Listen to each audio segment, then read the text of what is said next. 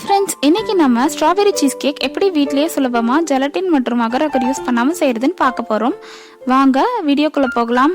சேனலை சப்ஸ்கிரைப் பண்ணாதவங்க இந்த ரெட் கலர் சப்ஸ்கிரைப் பட்டனை பிரஸ் பண்ணிட்டு பக்கத்துல இருக்க பெல் ஐகானையும் கிளிக் பண்ணிடுங்க.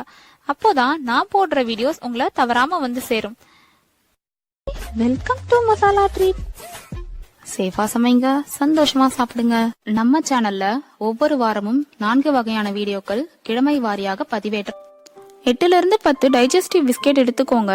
அதை மிக்ஸி ஜாருக்குள்ள இந்த மாதிரி உடைச்சி உள்ள சேர்த்துக்கலாம். எந்த பிராண்ட் பிஸ்கெட் வேணும்னா யூஸ் பண்ணிக்கலாம். உங்களுக்கு ஓரியோ பிஸ்கெட் வேணும்னா அதை கூட யூஸ் பண்ணிக்கலாம். இப்போ இதை மிக்ஸி ஜார்ல அரைச்சிக்கலாம்.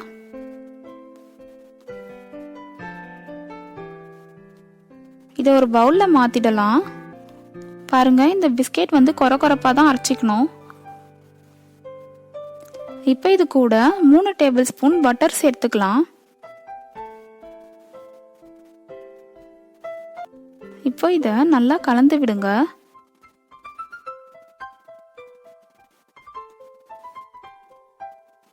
இப்போ இதை எடுத்து வச்சுட்டு இப்போ அதே மிக்ஸி ஜார்ல 100 கிராம்ஸ் பன்னீர் சேர்த்துக்கலாம்.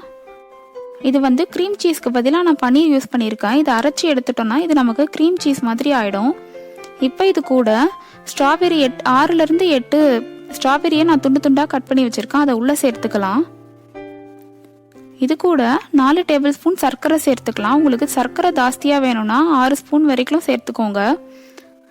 இது மைல்டாக இருக்கும். இதை இப்போ அரைச்சி எடுத்துன்னு வந்துட்டோம். இப்போ இது கூட 100 ml ஃப்ரெஷ் க்ரீம் சேர்த்துக்கலாம். ஃப்ரெஷ் க்ரீம்க்கு பதிலாக விப்பிங் க்ரீம் இல்லை ஹெவி க்ரீம் கூட யூஸ் பண்ணிக்கலாம்.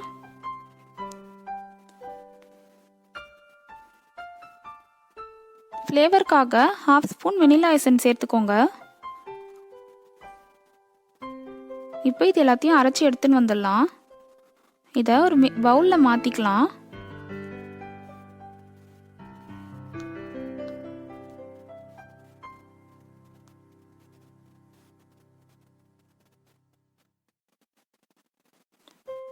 இப்போ நம்ம செட் பண்ண வேண்டியது தான்.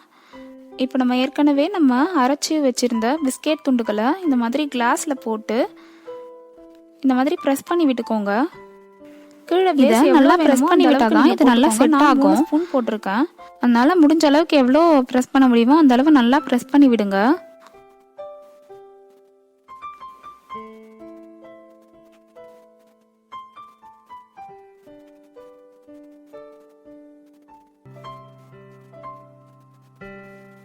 இப்போ நம்ம கேக்கோட பேஸ் தயாராகிடுச்சு. இது மேலே நம்ம அரைச்சி வச்சிருக்க ஸ்ட்ராபெரி மிக்சரை உள்ளே சேர்த்துக்கலாம்.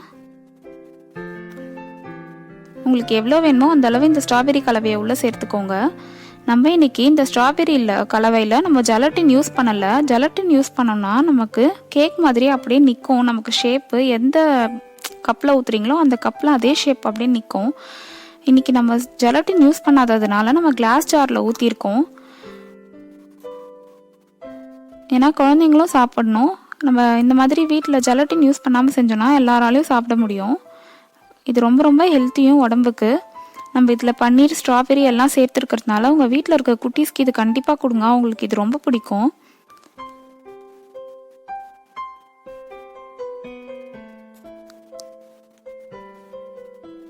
இது மேலே டெக்கரேஷனுக்காக கொஞ்சம் வெட்டி வச்சிருந்த ஸ்ட்ராபெரி துண்டுகளை மேலே போட்டுக்கலாம்.